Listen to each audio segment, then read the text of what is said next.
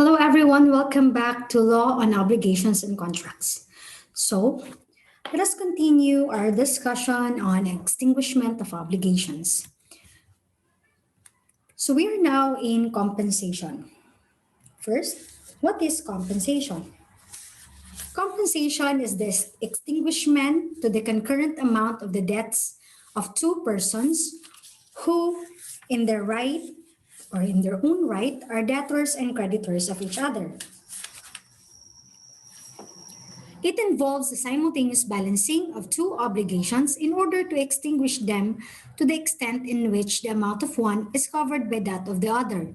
So we will learn later how this kind or mode of extinguishing an obligation works. So let us have an illustration. Andrew owes Brenda the amount of 10,000 pesos. On the other hand, Brenda owes Andrew the amount of 7,000 pesos. Both debts are due and payable today.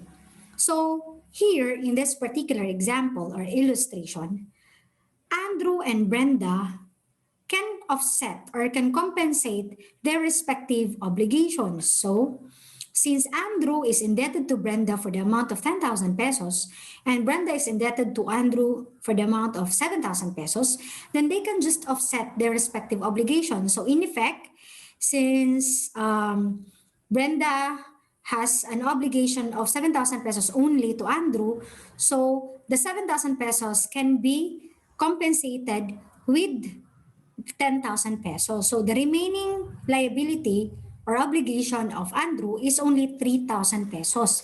Here, the example is a partial compensation because the two amounts are not equivalent to each other. But since they are both creditor and debtor of each other, the law says that they can compensate their respective obligation.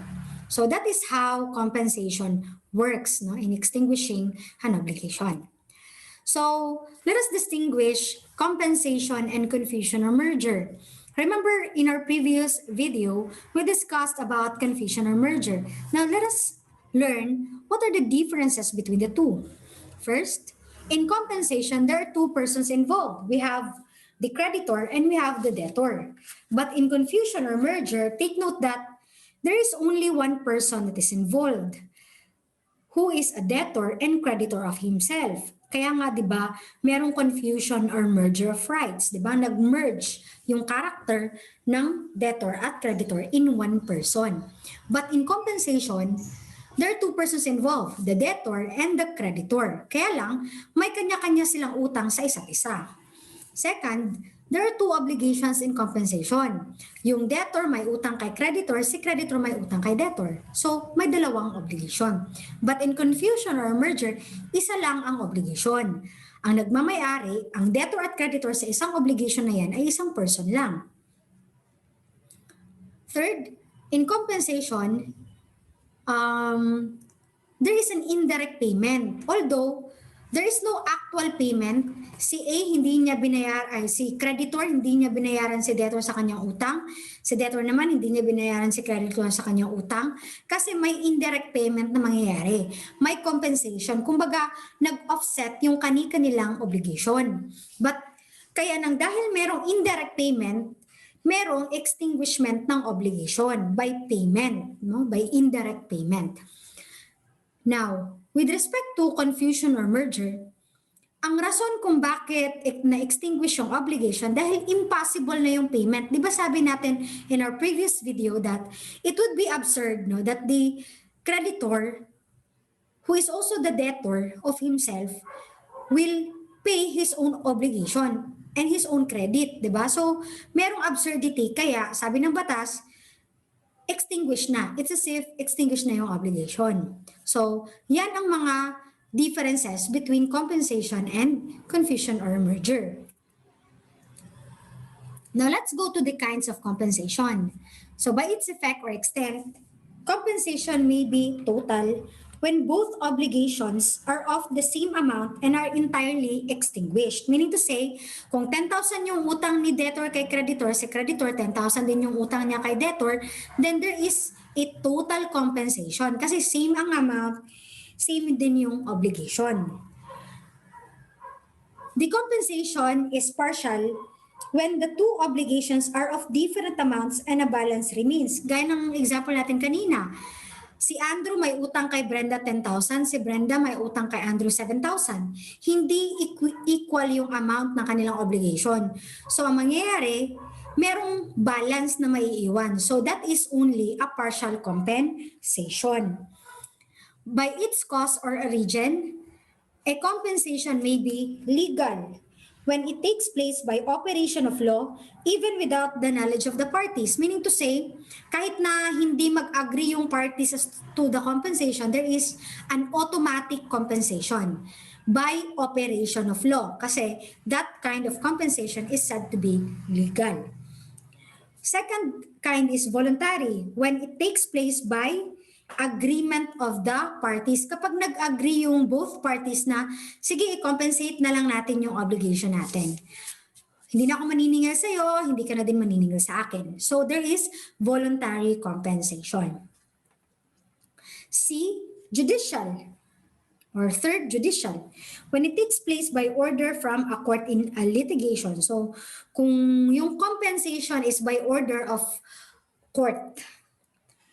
Lastly, facultative when it can be set up only by one of the parties. So ang pag-uusapan talaga natin dito sa ating discussion is about legal compensation. So dyan natin ifo-focus yung discussion natin for the entire session natin for this video. So first, let us learn kung ano yung mga requisites of legal compensation. So the requisites are provided for under Article 1279 of the Civil Code. In order that compensation may be proper, it is necessary, 1, that each one of the obligors be bound principally, and that he be at the same time a principal creditor of the other. So explain natin mamaya, no, by way of example.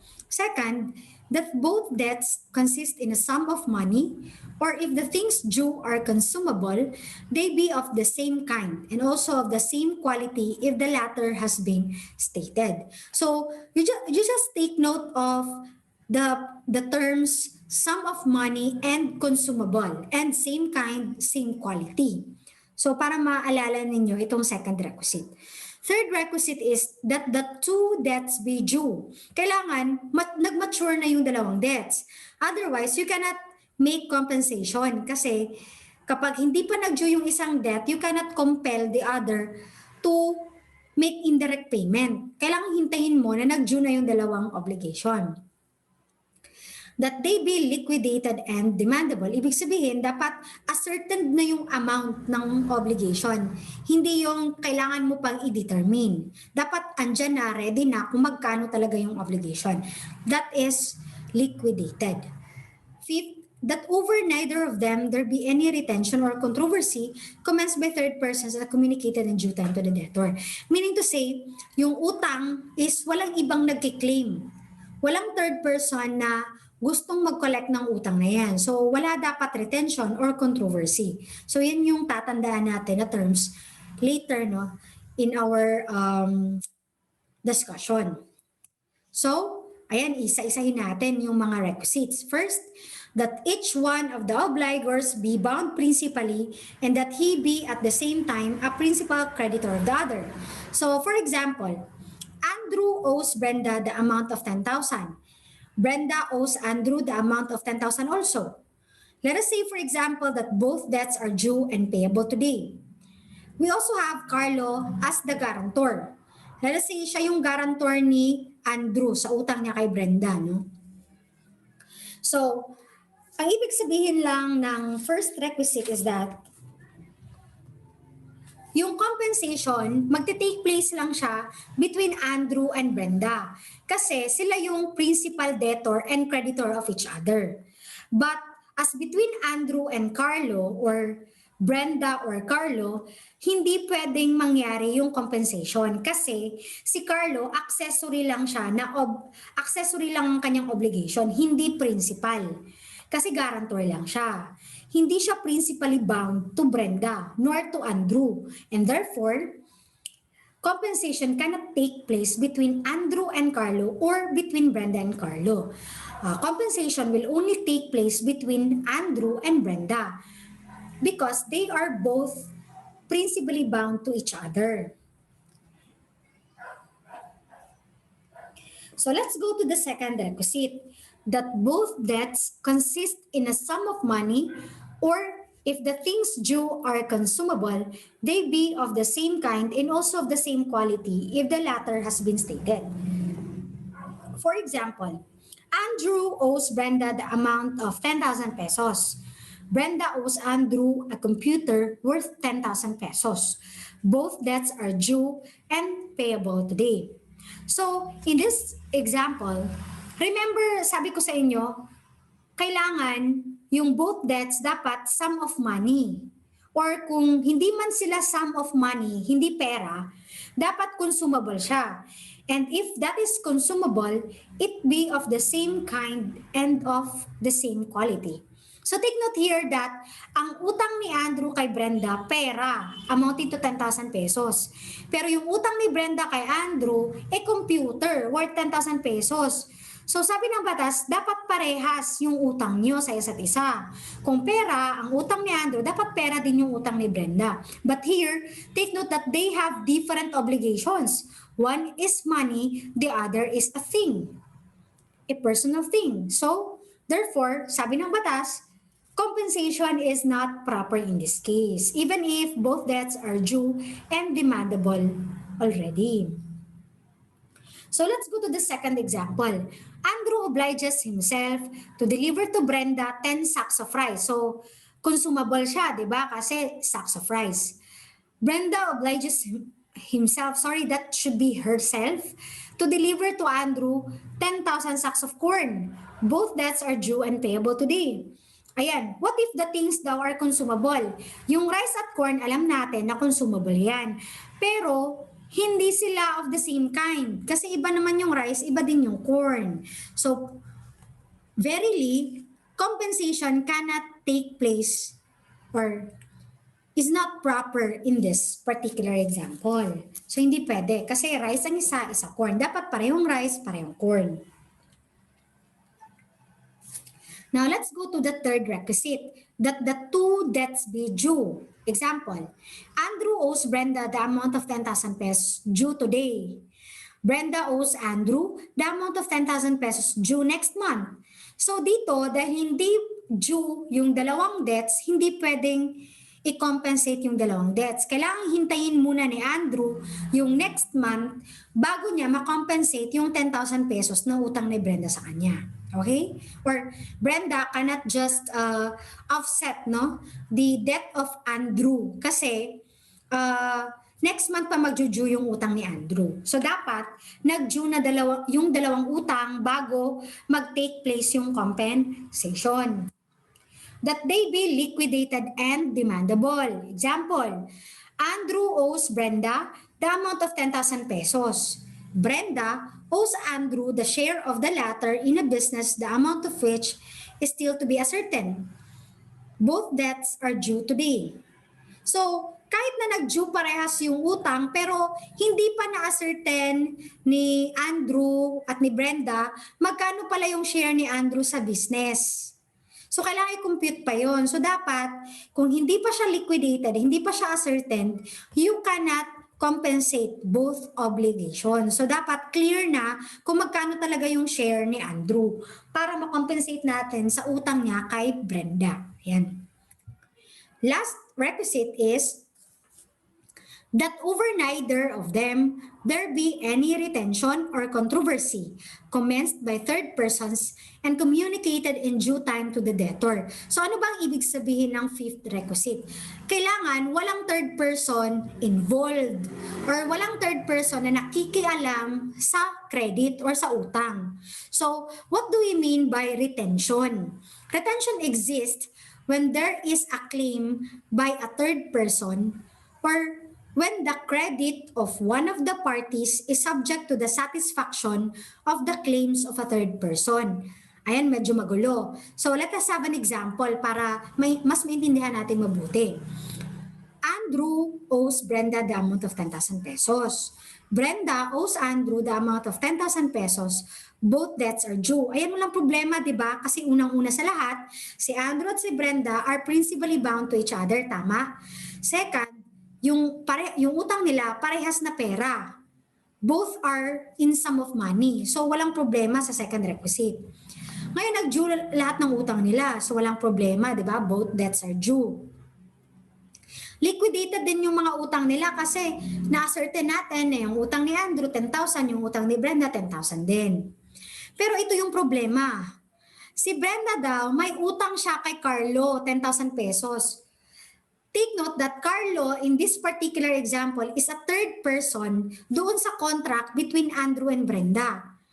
Paano ba natin masasabi na ang person is a third person kung hindi siya contracting party, hindi siya kasali doon sa agreement between Andrew and Brenda? Iba din yung contract niya with Brenda. Okay? So with respect to the obligation between Andrew and Brenda, Carlo is a third person. Ayan. So sabihin natin si Brenda may utang din siya kay Carlo.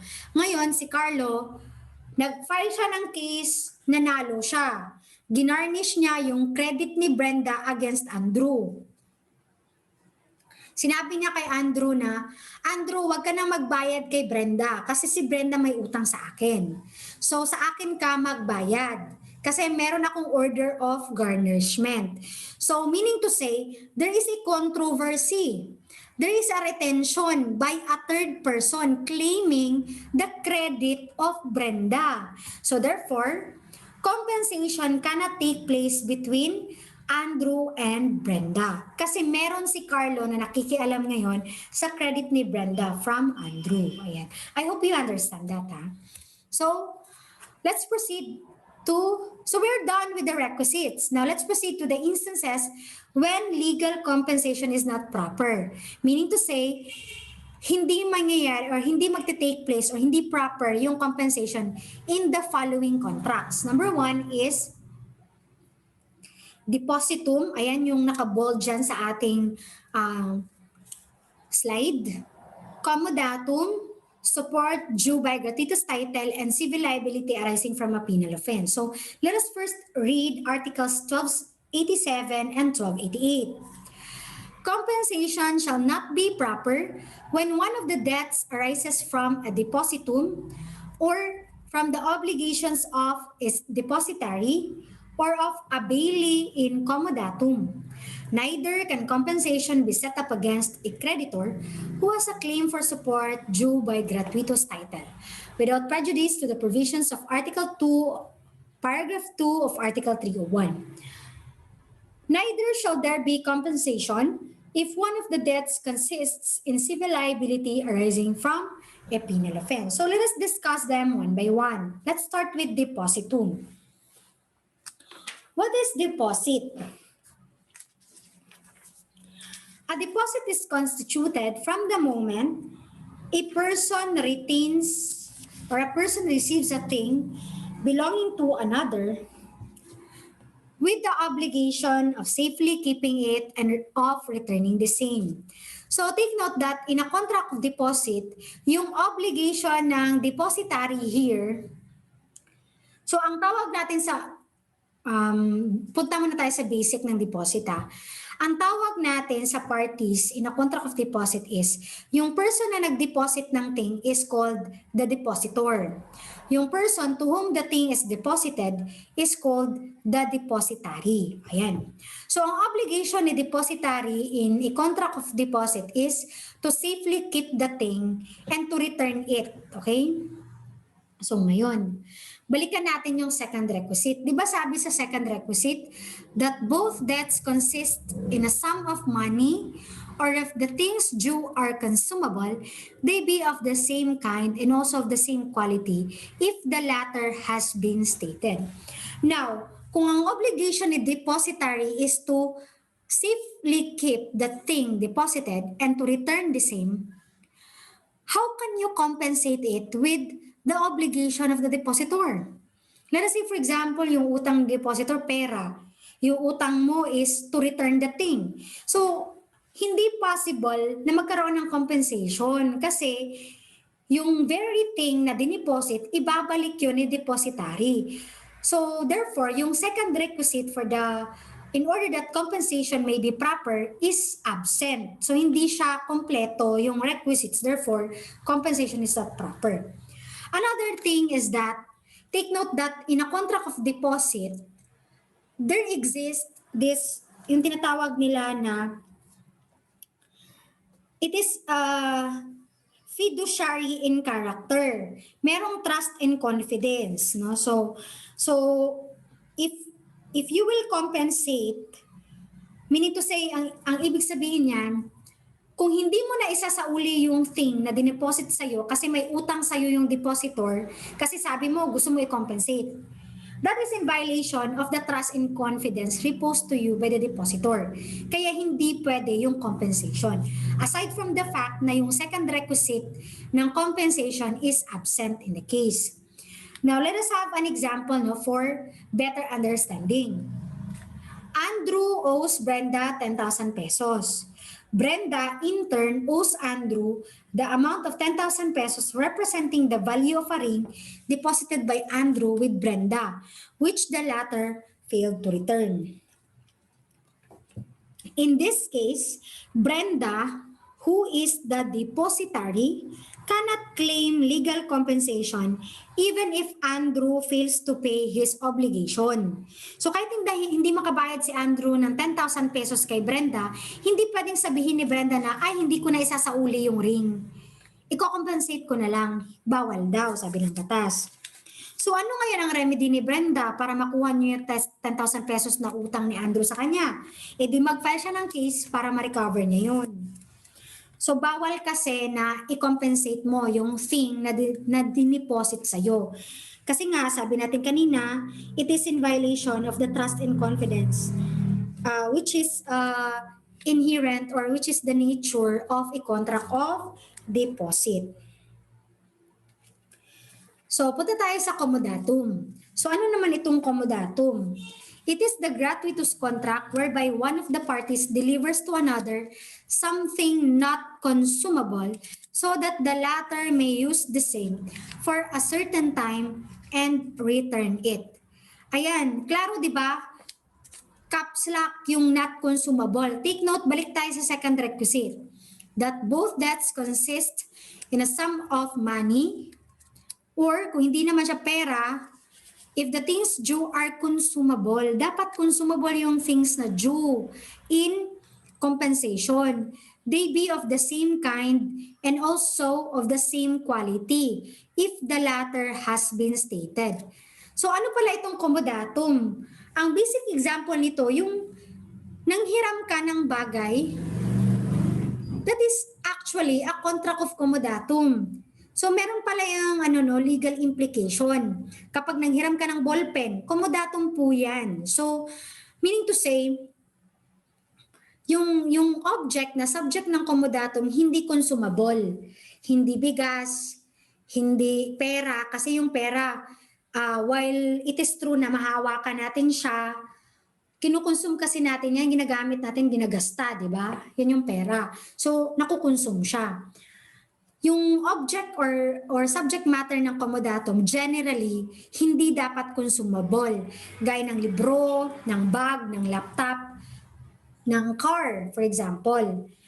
So meaning to say, yung mga consumable things gaya ng rice, pagkain, gulay, hindi sila generally subject ng contract of comodatum kasi nakukonsume sila. Kasi sa comodatum, kung ano yung hiniram mo, yun din yung isauli mo. Kaya kapag consumable siya, hindi mo masasauli yung kung ano yung hiniram mo. Kunyari, nanghiram ka ng bigas. Isasauli mo ba yung same na bigas? Kasi di ba, kung nanghiram ka ng bigas, yung purpose ng paghiram mo is gamitin yun siya. Lutuin yung bigas. So hindi siya pwedeng comodatum kasi nakukonsume siya. Kasi in comodatum, kung ano yung bagay na hiniram mo, yun din yung bagay na isasauli mo. Okay? So, yan. Sa second requisite pa lang ng compensation, bagsak na, absent na siya. Kasi in compensation, the object or the subject matter of the obligation is a sum of money or a consumable thing. So since in comodatum, hindi consumable yung object niya, bawal yung compensation, hindi proper. So, example, Andrew owes Brenda 10,000 pesos. Brenda borrowed the laptop of Andrew worth 10,000 pesos. Ayan, di ba? Comodatum ito kasi nanghiram daw si Brenda ng laptop kay Andrew. Yung isa naman, contract of loan, pera yung utang. Sabi ng batas, since ang isang utang, ang utang ni Brenda is based on comodatum, bawal ang compensation. Claim for support by gratuitous title. So ano yung support?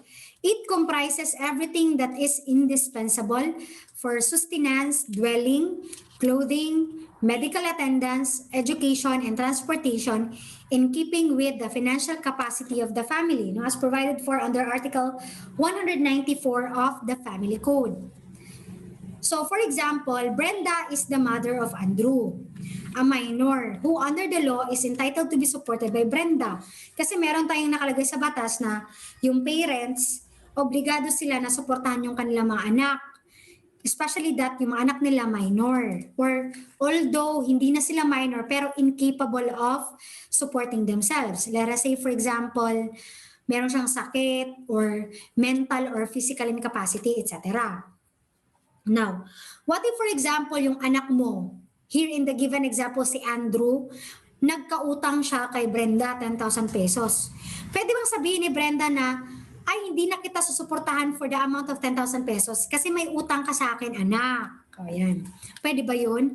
Sabi ng batas, hindi. Kasi ang obligation ni Andrew kay Brenda, utang, di ba? Pera. Yung obligation naman ni Brenda kay Andrew is a claim for support by gratuitous title. And therefore, compensation is not proper. Now, let's go to the last instance wherein compensation is not proper, which is if the civil liability arises from a penal offense. Okay, example. Si Dante may utang kay Carlo 10,000. Si Carlo, ninakaw niya yung laptop ni Dante worth 10,000 pesos. So here, the obligation of Dante from Carlo arises from a contract of loan. On the other hand, the obligation of Carlo to Dante arises from a penal offense, which is theft, di ba, ninakaw niya. So, kasi under kasi sa criminal law, kapag nag-commit ka ng crime, meron ka ding civil liability. Okay? Meron ka ding civil liability, no? Meaning to say, magbabayad ka din ng pera. So ngayon, dahil yan ang case, ang isa is contract of loan, ang isa is arising from a penal offense, hindi proper yung compensation. So what is the effect of legal compensation? So under Article 1290, when all the requisites mentioned in Article 1279, yung na-enumerate natin na 5 requisites, kapag present yun lahat, compensation takes effect by operation of law, meaning to say automatic, and extinguishes both debts to the concurrent amount, even though the creditors and debtors are not aware of the compensation. So this particular article merely explains that since the legal compensation takes place by operation of law, there is no need for the consent of the creditor and the debtor. Kasi nga sabi natin, automatic yung pag-extinguish niya. So no need to have to require the consent. Otherwise, kapag may consent na yan, hindi na yan legal compensation. Ang tawag na dyan is voluntary compensation. So, that ends our discussion for compensation. I hope you learned a lot and let's see each other on our next video. Goodbye!